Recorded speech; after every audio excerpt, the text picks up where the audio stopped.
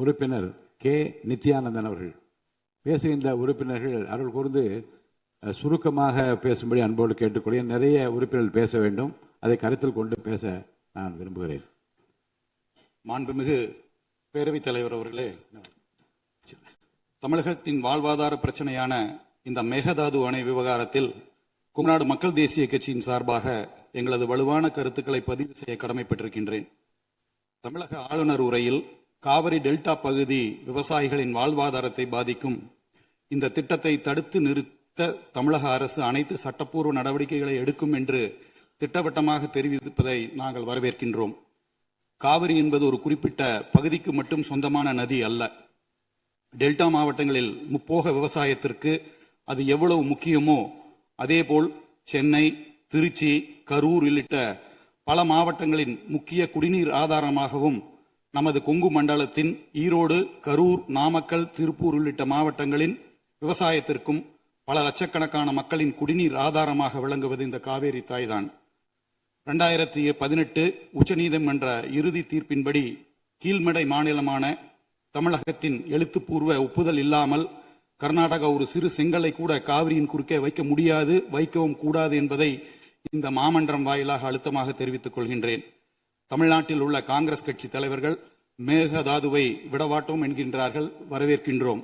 ஆனால் பக்கத்து மாநிலமான கர்நாடகாவில் உள்ள அதே காங்கிரஸ் கட்சி தலைவர்கள் மேகதாது அணை எங்கள் உரிமை, அதை கட்டியே தீர்வோம் என்கின்றார்கள். பேச்சுவார்த்தை நடத்தலாம் என்று கூறுகின்றார்கள்.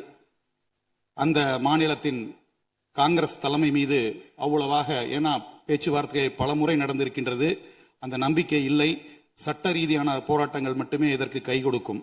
அண்டை மாநில அரசுடன் அரசியல் நட்பு காரணமாக மேகதாது விவகாரத்தில் உச்சநீதிமன்றத்தில் இடைக்கால தடை வாங்குவதிலும் மத்திய அரசுக்கு அழுத்தம் கொடுப்பதிலும் தமிழக அரசு மெத்தன போக்குடன் செயல்படக்கூடாது என்பதை வலியுறுத்துகின்றோம். கூட்டணி தர்மத்தை விட தமிழக உரிமை தர்மமே பெரிது என்பதை இந்த அரசு நிரூபிக்க வேண்டும். தமிழகத்தின் காவிரி உரிமை சும்மா கிடைத்து விடவில்லை. நடுவர் மன்றத்தை அமைத்து இடைக்கால தீர்ப்பை பெற்றுத்தந்து உச்சநீதிமன்றத்தில் சட்ட போராட்டம் நடத்தி 2018 இறுதி தீர்ப்பை நிலைநாட்டியது அனைத்துமே முத்தமிழ் அறிஞர் கலைஞர் அவர்களும் திராவிட முன்னேற்ற கழகத்தின் ஆக்கப்பூர்வமான சட்ட போராட்டமும் தான். அதேபோல் இந்த உரிமைக்காக உறுதியோடு குரல் கொடுத்த முன்னாள் முதல்வரும் அனைத்து இந்திய அண்ணா திராவிட முன்னேற்ற கழகத்தின் முன்னாள் பொதுச் செயலாளருமான அம்மையார் அவர்களின் பங்களிப்பையும் நாம் மறந்துவிடக்கூடாது. தலைவர் அவர்களே,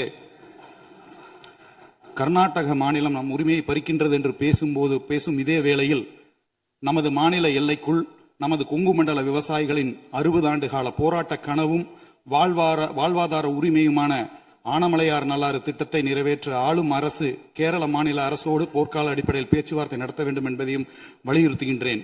காவிரி என்பதின் தமிழகத்தின் சொத்து அல்ல, அது நமது உயிர்.